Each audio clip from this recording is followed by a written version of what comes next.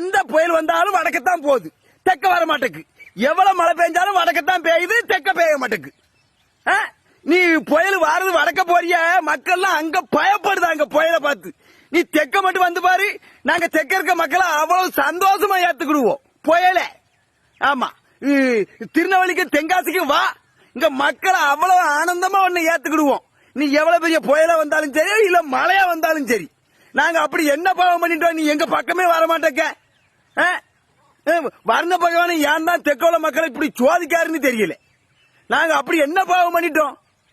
வந்து எங்க மக்கள்கிட்ட பேசி பழகி பால் தெரியும், மழையை நீ தன்னாலே இறக்குவ. தென்காசியில மழை ருத்திரதாண்டம் ஆடிட்டு, பேமலை பெருமழை பெஞ்சிட்டு, வரலாறு காணாத வெள்ளம் குத்தாலத்துல தண்ணி அருவியில அப்படியே ஆக்ரோஷமா அலறிக்கிட்டு வருது ஆவேசமா.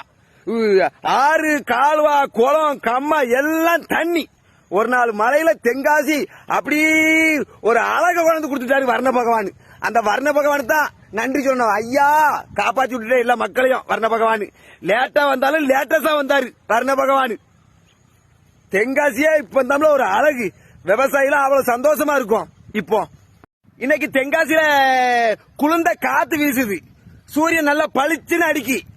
வர்ண பகவான் எவ்வளவு மழையை கொட்டி திக்கிறமோ தீத்துட்டு சூரிய பகவான் அனுப்பி விட்டுட்டாரு. இன்னைக்கு தென்காசியில இன்னைக்கு சூரிய பகவான் தான் தரிசனம் கொடுக்காரு. சூரிய பகவான் எல்லாரும் வணங்கிக்கிடுங்க.